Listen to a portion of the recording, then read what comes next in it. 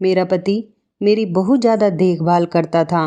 जब उसे पता चला कि मैं बेटा पैदा करने वाली हूँ, लेकिन एक दिन मेरी देवरानी मुझसे कहने लगी कि तुम्हारा पति तुम्हारे साथ बहुत जुल्म करता है।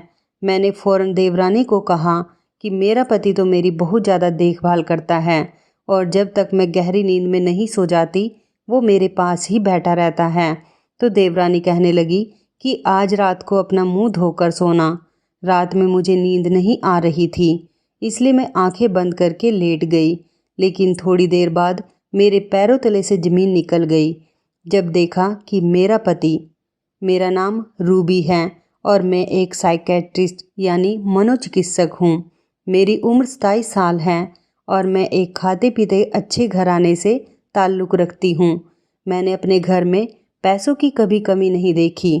मुझसे बड़ी मेरी एक बहन है जो डॉक्टर है और मेरे माता पिता का इरादा था कि मैं फ्यूचर में एक अच्छी डॉक्टर बनूं, लेकिन मुझे एक साइकेट्रिस्ट बनने में ज़्यादा दिलचस्पी थी।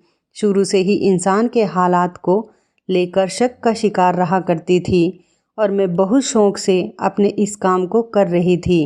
मैं एक हॉस्पिटल में काम करती थी और शाम को मैं अपने एक प्राइवेट क्लिनिक को चलाती थी। मेरे मरीज़ भी ज़्यादातर अमीर लोग होते थे जो डिप्रेशन का शिकार रहा करते थे, जिनको दौलत की रेल पेल से सुकून नहीं मिलता था और आखिर डिप्रेशन के मरीज बनकर मेरे जैसे साइकेट्रिस्ट के पास अपने दिल का हाल बताने आ जाते थे। मेरी ज़िंदगी बहुत अच्छे से गुजर रही थी क्योंकि इससे अच्छी खासी आमदनी हो जाती थी और दुखी इंसान की खिदमत भी हो जाती थी। पापा चाहते थे कि अब मेरी शादी हो जाए। मुझे भी उनके इस फैसले से कोई ऐतराज़ नहीं था, इसलिए फ़ैसला लेने का हक मैंने अपने पिता को दे दिया था। जिस दिन मेरी एंगेजमेंट थी उस दिन मैंने हॉस्पिटल से आधे दिन की छुट्टी ले ली थी और मैं बड़ी तेज़ी से घर जाने के लिए गाड़ी चला रही थी कि अचानक एक औरत मेरी गाड़ी के सामने आ गई और उसकी टक्कर हो गई। मैं घबराकर बाहर निकली और उस औरत की टांग पर चोट आई थी और बाजू पर भी मामूली सी खरोंच आ गई थी। मेरा घर यहाँ से करीब था, इसलिए मैं उसको अपनी गाड़ी में बिठाकर अपने घर ले गई। मेरी बहन ने उसकी ड्रेसिंग की और उसको पेन किलर वगैरह दे दी। पता नहीं ये औरत कौन थी और इसे कहाँ जाना था। मेरी बहन भी फटाफट से तैयार होकर हॉल में मेरी मंगनी के लिए चली गई। मैं सोच रही थी कि जब तक हम वापस आएंगे वो चली गई होगी, मगर जब हम घर के अंदर वापस आए तो वो लॉन में सो रही थी और माँ ने बहुत ही गुस्से से उसे उठाया और उससे कहने लगी, बीबी चलो यहाँ से, अब तुम्हारी पट्टी वगैरह हो गई है, अब तुम अपने घर जाओ। माँ के उठाने से वह उठी और जाने के लिए आगे बढ़ी तो वो वहीं बेहोश होकर गिर गई। शायद उसकी टांग पर ज़्यादा ही चोट लग गई थी। मैं उसे अपने क्लिनिक में ले गई, उसके पैर का मसाज किया और उसको कुछ पैसे भी दिए। वो औरत इस बीच बिल्कुल ही खामोश रही।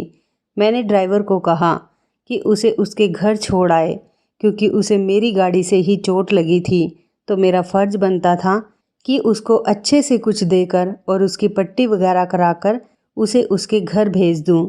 मैंने वही किया और मेरी इस बात से मेरी माँ बहुत ज़्यादा नाराज़ हो रही थी। मैंने उनसे प्यार से बात की और उन्हें मना लिया। फिर मैं अपने कमरे में आ गई और अपने मंगेतर के बारे में सोचने लगी। मैं उसे ज़्यादा नहीं जानती थी, वो मेरे पापा के किसी दोस्त का बेटा था। मैंने उसे आज पहली बार देखा था और देखने में वो एक शरीफ आदमी लगता था, इसलिए मुझे माँ और पापा की पसंद पर कोई शक नहीं हुआ। मेरी शादी 1 महीने बाद तय हुई। मेरी मंगनी के कुछ दिनों बाद की बात है कि जब मैंने हॉस्पिटल में उसी औरत को देखा जिसका मेरी गाड़ी से एक्सीडेंट हुआ था। वो वहाँ दवाई लेने आई हुई थी। मैंने उसे अपने पास बुलाकर उसका हालचाल पूछा और ख़ुद दवाई लेकर उसे दे दी।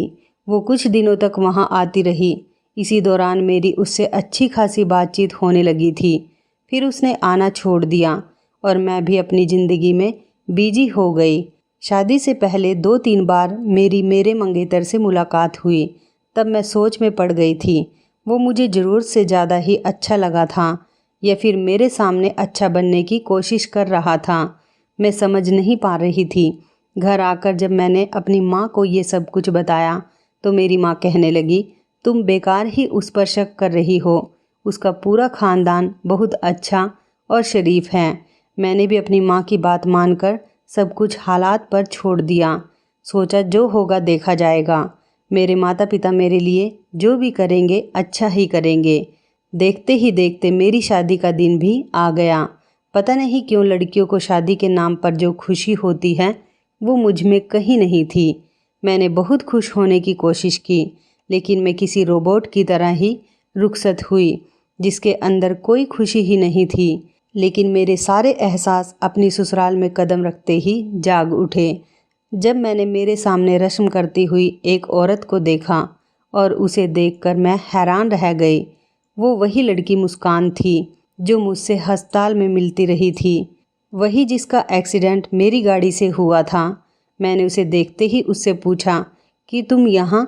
वो भी मुझसे यही कहने लगी कि मैं भी आपको यहाँ देखकर हैरान हो रही हूँ। आप इस घर की नई बहू हैं, मैं आपकी देवरानी हूँ। उसकी बात सुनकर कुछ चौंक गई, क्योंकि मेरी देवरानी तो कोई और थी जो मेरे देवर के साथ साथ थी। फिर ये लड़की कौन थी जो खुद को मेरी देवरानी बता रही थी? मुझे कुछ समझ में नहीं आया। इससे पहले मैं उससे अपने सवालों का जवाब मांगती, मेरी सास ने आगे बढ़कर मुझे कहा, बातें तो बाद में भी होती रहेंगी, अभी पहले रस्में कर लेते हैं। मुझे सब अंदर कमरे में लेकर चले गए। इस घर में जो कुछ हो रहा था वो मेरे लिए बहुत हैरान कर देने वाला था।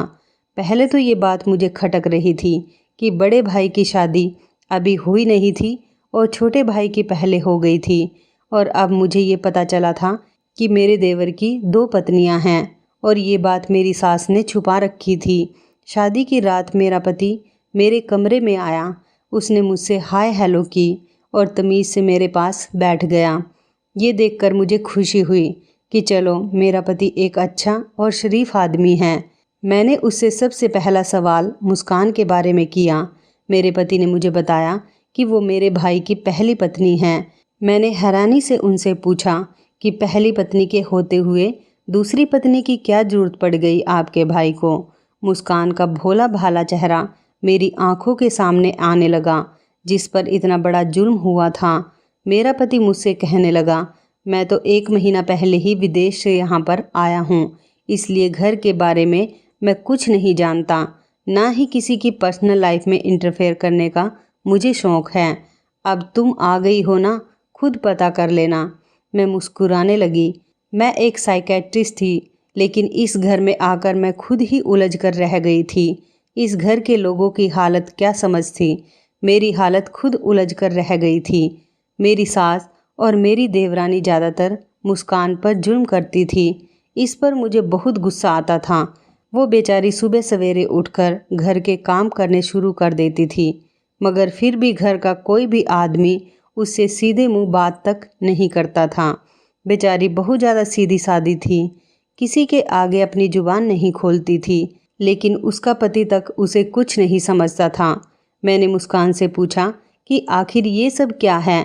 तुम्हारे पति ने तुम्हारे होते हुए दूसरी शादी क्यों कर ली? तो वो बेचारी रोते हुए कहने लगी, मैं संदीप की बचपन की मंगेतर हूँ, मगर वो किसी और को पसंद करने लगा, इसलिए मुझसे शादी से मना कर दिया। हम इनके दूर के रिश्तेदार थे। बचपन में ही मेरे माता पिता गुजर गए थे। जो भी मेरे पापा की ज़मीन जायदाद थी उसे संदीप के पिता ही संभालते थे। मेरे माँ बाप नहीं थे, तो इसलिए संदीप की दादी ने मेरा ख्याल रखने की वजह से ज़बरदस्ती मेरी शादी संदीप के छोटे भाई से करवा दी थी।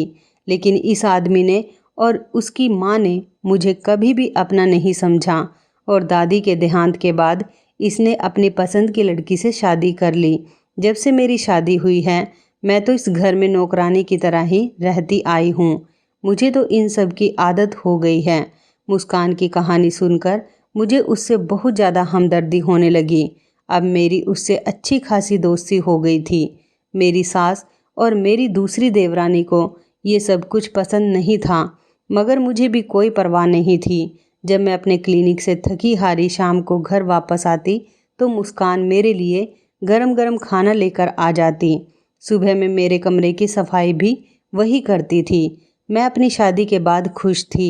लेकिन कुछ दिनों बाद पता नहीं क्यों मेरे पति का रवैया कुछ बदलने लगा।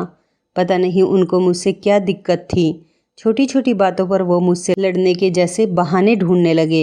एक दिन जब मैं अपने मायके गई तो वापसी पर मेरे भाई का दोस्त मुझे घर पर छोड़ने आया और इस बात का पता मेरे पति को चल गया तो वो मुझ पर शक करने लगा। मैं समझ नहीं पा रही थी कि मेरा पति मेरे साथ ऐसा क्यों कर रहा है। मुस्कान ने मुझे बताया कि भाभी तुम्हारी सास ही तुम्हारे पति को तुम्हारे खिलाफ भड़का रही है। मगर मुझे यकीन नहीं हो रहा था क्योंकि अभी तक मेरी सास ने मेरे साथ कुछ अच्छा नहीं किया था तो कुछ बुरा भी नहीं किया था। फिर वो भला मेरे साथ ऐसा क्यों करती। इन्हीं दिनों मुझे गुड न्यूज़ मिल गई। मेरी सास ने भी मेरी सारी बातें भुलाकर मुझे अपने गले से लगा लिया क्योंकि मैं उनके ख़ानदान को पहला वारिस देने वाली थी। उनका रवैया भी मेरे साथ अच्छा हो गया था। मेरी सास मुझसे कहती थी कि मुस्कान से दूर ही रहना क्योंकि वो अच्छी लड़की नहीं है, वही तुम्हारे पति को तुम्हारे खिलाफ भड़काती है। मैं तो सोच में पड़ गई थी कि कौन सच कह रहा है और कौन झूठ बोल रहा है, लेकिन मुझे मुस्कान पर यकीन था। वो तो एक सीधी सादी भोली भाली लड़की थी। इसको मेरी सूरत में उसकी एक दोस्त मिल गई थी जो उससे हमदर्दी जताती थी, जिससे वो अपने दिल की बात भी कर लेती थी। जब मेरे पति को पता चला कि वो पिता बनने वाले हैं तो उन्हें बहुत ज़्यादा खुशी हुई। वो मेरे लिए रोज़ अच्छे अच्छे गिफ्ट लेकर आते और मुझसे माफ़ी भी मांगते तो मैंने भी उन्हें माफ़ कर दिया। मेरे लिए तो यही बात बहुत थी कि मेरे पति को अपनी गलती का एहसास हो गया था। लेकिन एक बात जो मुझे कांटे की तरह चुभ रही थी वो ये थी कि पहले मेरे पति को क्या हुआ था, किसने उन्हें मेरे खिलाफ भड़काया हुआ था, मुस्कान ने या फिर मेरी सास ने। क्योंकि मुस्कान तो शुरू से ही मेरे साथ बहुत अच्छे से रह रही थी। मैंने सोचा कि चलो कोई बात नहीं, कुछ दिन बाद मुझे ये राज भी पता चल जाएगा कि आखिर इन सब के पीछे कौन था। अब मेरा पति मेरी बहुत ज़्यादा देखभाल करता था। रोज़ रात को मेरे लिए कुछ न कुछ खाने के लिए लेकर आता। घर का माहौल भी इस खबर से बहुत अच्छा हो गया था। मगर मैं कुछ दिनों से नोटिस कर रही थी कि मुस्कान कुछ परेशान सी रहने लगी है। उसने मुझे मुबारकबाद भी बहुत ही फीके अंदाज में दी थी। मैं उस पर शक करने लगी कि कहीं मेरी सास ठीक तो नहीं कह रही थी। अब मैंने मुस्कान पर नज़र रखनी शुरू कर दी थी, मगर वो मेरे खिलाफ कोई भी साजिश नहीं कर रही थी और ना ही मैंने कभी उसे अपने पति से कोई बात करते हुए देखा था। एक दिन मैंने मुस्कान से पूछ लिया कि क्या बात है मुस्कान, तुम इतनी परेशान क्यों हो। तो वो कहने लगी कि भाभी मैं अपने लिए नहीं बल्कि आपके लिए परेशान हूँ। उसकी बात सुनकर मैं चौंक गई कि मेरे लिए क्यों परेशान हो। तो वो कहने लगी कि छोड़ो भाभी, आपको मेरी बात पर यकीन नहीं होगा। ये कहकर वो वहाँ से चली गई। मैं सोचती रह गई आखिर बात क्या है, ये इतनी सीरियस बात क्यों कर रही है। इसी बीच में मेरे साथ एक अजीबोगरीब हादसा हुआ। मेरे पेट में दर्द होने लगा। मेरी हालत बहुत ज़्यादा ख़राब हो गई। वो तो ऊपर वाले का शुक्र था कि मैं हॉस्पिटल में ही थी। डॉक्टर कहने लगी कि तुमने कुछ गलत खा लिया था जिसकी वजह से तुम्हारा मिसकैरेज होते होते बचा है। यही सुनते ही मेरे पैरों तले से ज़मीन निकल गई। मैं तो वही कुछ खा रही थी जो मेरा पति या मुस्कान या फिर मेरी सास मुझे ला कर देती थी, और इन तीनों पर शक करने का तो मैं सोच भी नहीं सकती थी। मेरी सास ने जब से मेरे प्रेग्नेंट होने की खबर सुनी थी तब से वो मेरा बहुत ज़्यादा ख्याल रखती थी। वो तो मेरे बारे में ऐसा सोच भी नहीं सकती थी। मेरा देवर और देवरानी भी हमेशा अपने काम से काम रखते थे, वो भी ऐसा नहीं कर सकते थे। फिर किसने मेरे साथ ऐसी हरकत करने की कोशिश की। सोच सोच कर मेरा दिमाग ख़राब होने लगा था। मुझे एकदम मुस्कान की बात याद आने लगी। उसने कहा था कि वो मेरे लिए ही परेशान है।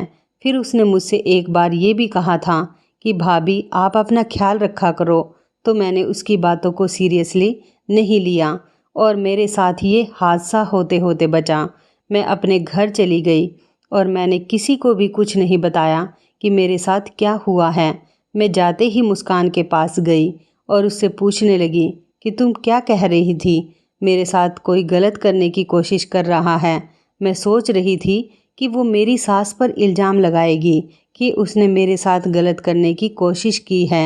या फिर अपनी सौतन और उसकी देवरानी का नाम लेगी, मगर उसने जिसका नाम लिया वो सुनकर मुझ पर आसमान टूट पड़ा और मैंने उसको पीछे की तरफ धक्का दे दिया, जैसे मुझे उसकी बात पर यकीन नहीं आ रहा हो।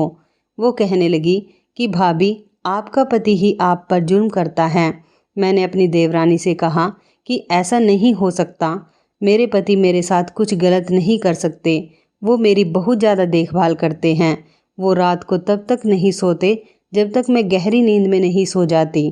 ये इतना ख्याल रखते हैं। मुस्कान मुझसे कुछ कहने ही वाली थी कि मैं गुस्से में वहाँ से उठकर अपने कमरे में चली आई। मुझे उसकी बात पर बिल्कुल भी भरोसा नहीं हुआ।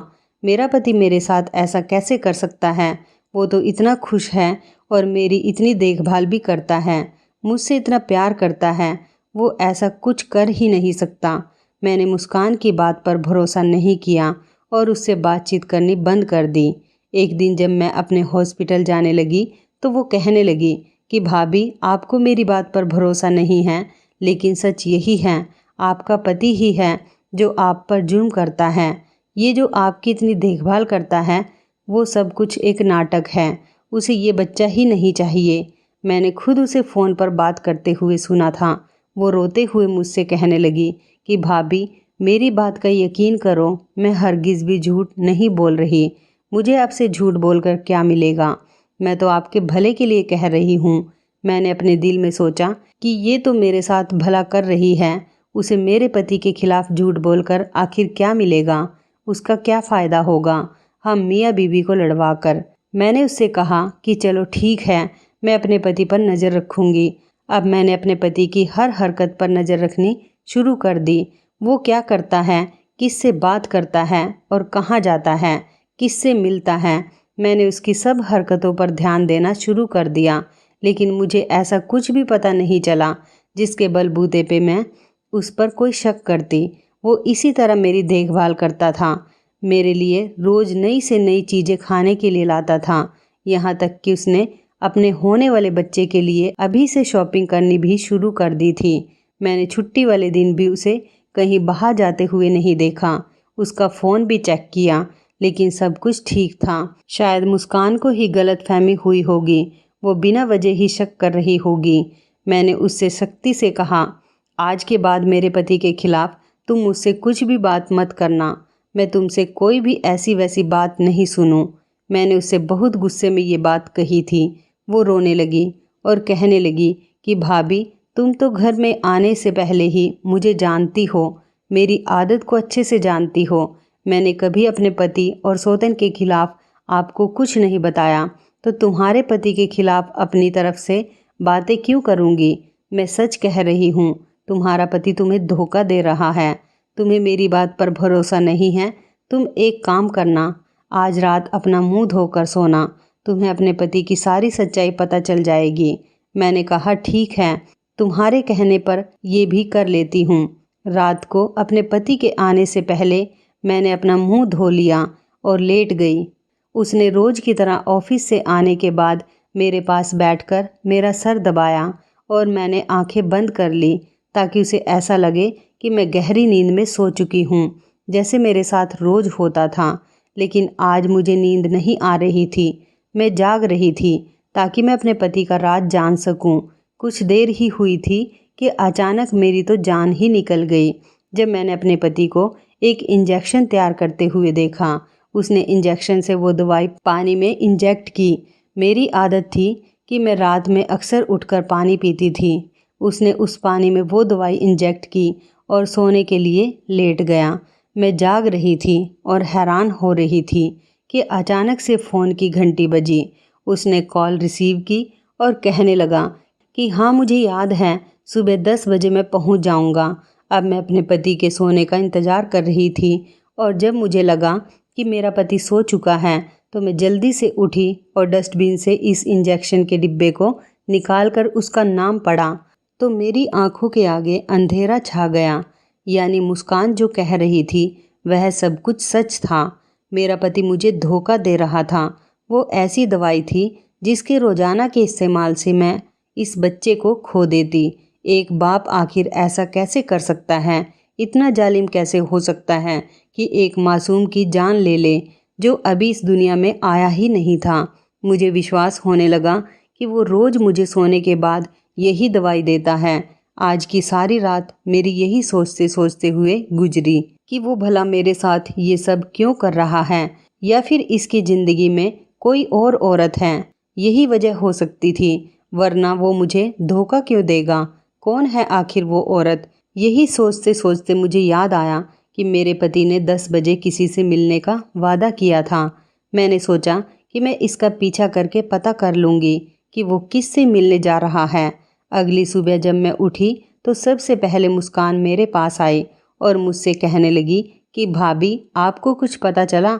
मैंने अफसोस के साथ हाँ में सिर हिला दिया और कहने लगी कि वो पता नहीं मेरे साथ ये सब कुछ क्यों कर रहा है कि मुस्कान एकदम से बोल पड़ी कि भाभी, किसी औरत का चक्कर लग रहा है, क्योंकि मैंने उन्हें अक्सर फ़ोन पर बातें करते हुए देखा है। आपको तो पता है मैं काफ़ी रात तक किचन में काम करती रहती हूँ। आपके सोने के बाद वो लॉन में आकर घंटों तक फ़ोन पर बातें करते रहते थे। इसलिए तो मैंने आपसे कहा था आप चौकन्ना रहें। मैं समझ गई थी कि अब मुझे क्या करना है। ये औरत का ही चक्कर था।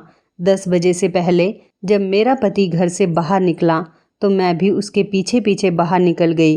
वो एक रेस्टोरेंट में गया। जिस टेबल की तरफ वो गया वहाँ पर एक लड़की बैठी हुई थी जिसने मेरे पति को देखकर अपना हाथ हिलाया। ये सब देखकर मेरा दिल टूट गया था कि मेरा पति एक धोखेबाज आदमी है। मैं इन दोनों के पास पहुंची तो मुझे देखकर दोनों के चेहरे का रंग उड़ गया। मेरा पति हैरान होकर मुझसे कहने लगा, तुम यहाँ। मैंने अपने पति को इग्नोर करते हुए इस लड़की की तरफ देखकर उससे कहा, तुम जानती हो कि यह आदमी शादीशुदा है। वो डर कर सर हाँ में हिलाकर कहने लगी कि मैं जानती हूँ। मैं चीख कर उससे कहने लगी, तुम्हें फिर भी मेरे पति के साथ चक्कर चलाते हुए शर्म नहीं आती। मेरा पति घबरा गया और मुझसे कहने लगा कि तुम गलत समझ रही हो, ऐसा कुछ भी नहीं है। मैंने उसकी कोई बात नहीं सुनी और रोते हुए वहाँ से घर आ गई।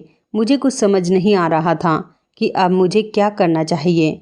मुस्कान मेरे पास आई और मुझसे कहने लगी कि भाभी, आपको कुछ दिनों के लिए नाराज़ होकर अपने घर चले जाना चाहिए। आपके पति को भी तो पता चले और वो आपसे माफ़ी मांगे। मैं अपने कमरे में आई और मैंने अपना सामान पैक करना शुरू कर दिया। जब तक मेरा पति घर आया तब तक मैं अपने घर चली गई थी।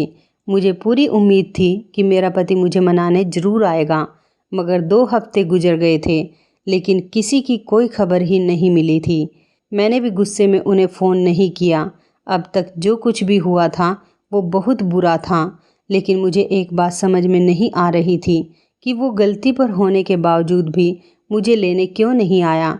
जब भी मेरी मुस्कान से बात होती और मैं उससे वहाँ के बारे में पूछती तो वो मुझसे यही कहती कि भाभी, अभी यहाँ मत आना, यहाँ की हालत बहुत ख़राब है। उसकी बात सुनकर मैं जाते जाते रुक जाती। एक दिन मेरी तबीयत ख़राब हुई तो मैं अपने कज़न के साथ हॉस्पिटल गई।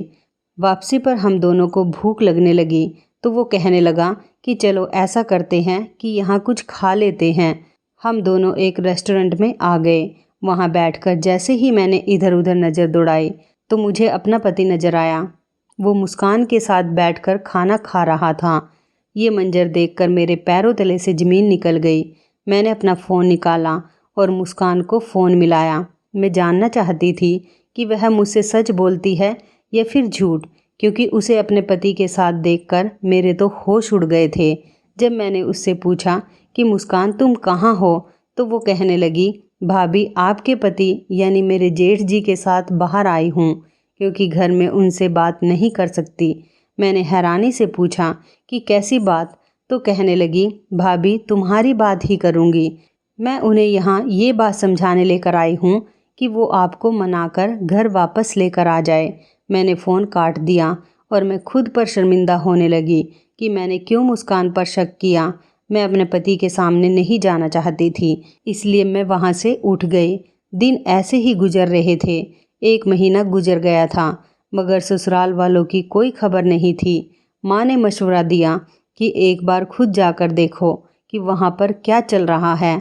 मेरी हालत ऐसी नहीं थी कि मैं अकेली जाती, मम्मी ने कजन को कहा कि जाओ बहन को छोड़ कर आओ। मैं उसके साथ अपने घर में गई। घर में शायद कोई नहीं था, हर तरफ खामोशी थी। मैं अपने कमरे में गई। जैसे ही मैंने दरवाज़ा खोला तो अंदर का मंजर देखकर मेरी जान निकल गई। मेरे पति ने मुस्कान के हाथ पकड़े हुए थे और वो कह रहे थे कि तुम अपने पति से तलाक ले लो, हम दोनों एक दूसरे से शादी कर लेंगे।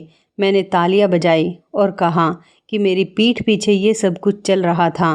अपने पति से ज़्यादा हैरानी मुझे मुस्कान पर हो रही थी कि वो कैसे मेरी पीठ पीछे ये सब कुछ कर रही थी।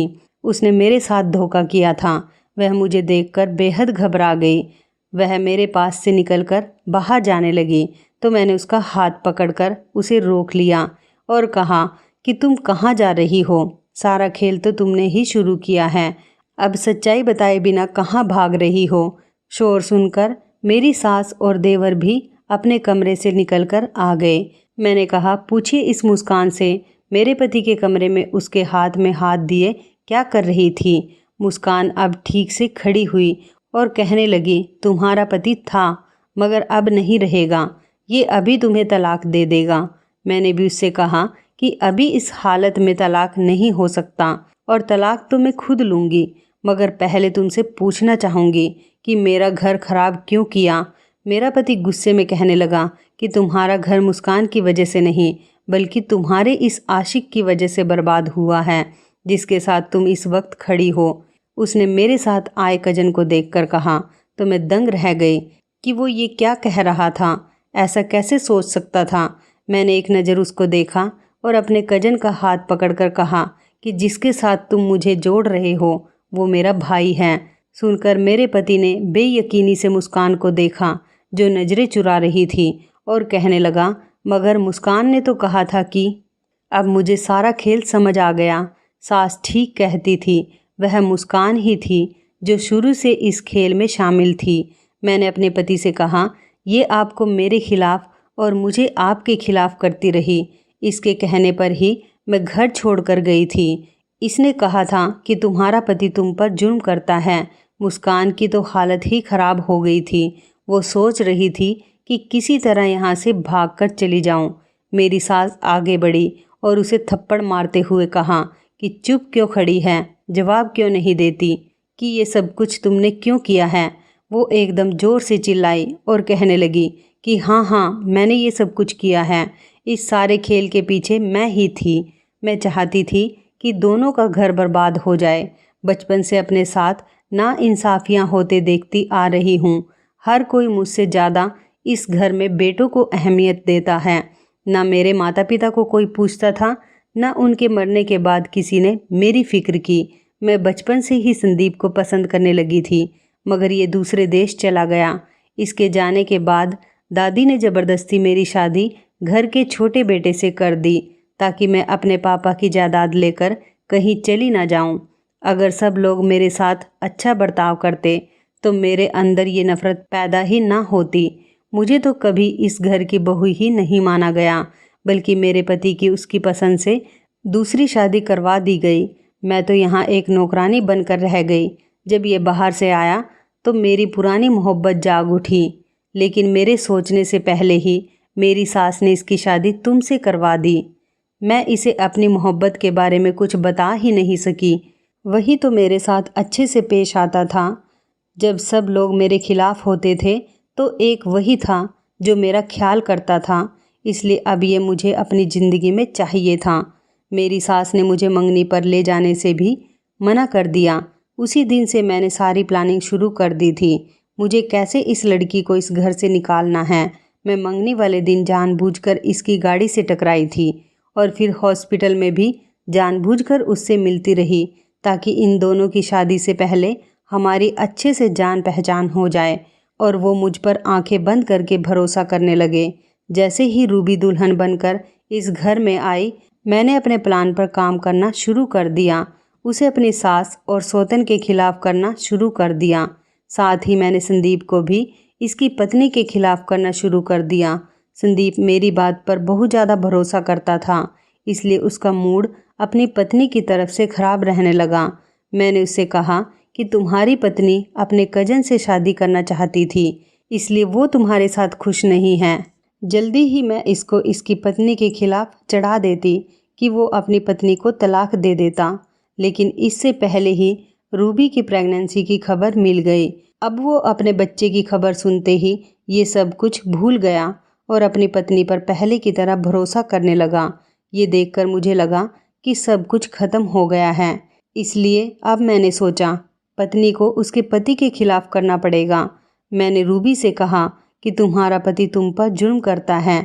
मैंने बीच में 1-2 बार इसे गलत दवाई भी खिलाई थी ताकि इसका बच्चा मर जाए और उसका पति गुस्से में इसे छोड़ दे, लेकिन ये बच गई। इसलिए मैं बराबर कोशिश करती रही कि इसको इसके पति के खिलाफ कर दूं। फिर एक दिन मैंने जानबूझकर गलत इंजेक्शन संदीप को दिया और उससे कहा कि ये रात को अपनी पत्नी के पानी में मिला देना, डॉक्टर ने कहा है। और दूसरी तरफ मेरे कहने पर रूबी उस रात जागती रही और उसने अपनी आंखों से अपने पति को वो इंजेक्शन पानी में मिलाते हुए देख लिया। और उसका शक पक्का करने के लिए अगले दिन मैंने अपने दोस्त को संदीप से मिलने के लिए भेज दिया और कह दिया कि उसे नौकरी की ज़रूरत है। मैं जानती थी कि रूबी अपने पति के पीछे ज़रूर जाएगी और यही हुआ। अपने पति को एक गैर औरत के साथ देखकर वो घर छोड़कर चली गई। अब मेरा काम शुरू हुआ और मैंने हर मुमकिन कोशिश की कि संदीप उसे लेने ना जाए। मैंने संदीप से कहा कि तुम्हारी पत्नी कहती है कि वो तुम्हें डिवोर्स देकर अपने कज़न से शादी कर लेगी। मैंने धीरे धीरे उसके दिल में जगह बनानी शुरू कर दी और वो भी मेरी तरफ बढ़ता चला गया। लेकिन अब फिर से तुम लोगों ने मेरा सारा बनाया हुआ खेल खराब कर दिया। मैं तो इसकी कहानी सुनकर दंग रह गई।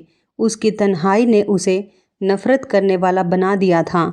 उसकी सोच इतनी खतरनाक हो गई थी कि वो हर हद पार करने को तैयार हो गई थी। मेरे पति ने सबके सामने मुझसे माफ़ी मांगी। मेरे कहने पर उसके पति ने उसे तलाक नहीं दिया। अब मैं उससे बहुत कटी कटी रहती थी और हमेशा ध्यान रखती रहती कि वो मुझे कोई नुकसान ना पहुंचा दे। लेकिन कुछ दिनों बाद उसने खुद ही अपने पति से तलाक ले लिया और अपने हिस्से की जायदाद के लिए मुकदमा कर दिया। हमने उसे उसके हिस्से का सब कुछ दे दिया और वो पता नहीं कहाँ चली गई। लेकिन मैं बहुत खुश थी कि उसका साया मेरी ज़िंदगी से टल गया था। अगर उसकी वजह से मेरा घर खराब हो जाता तो मैं कहीं की भी नहीं रहती। मेरे पति ने भी मुझसे वादा किया था आज के बाद वो कहीं भी नजर आए तो उसे नहीं देखेंगे।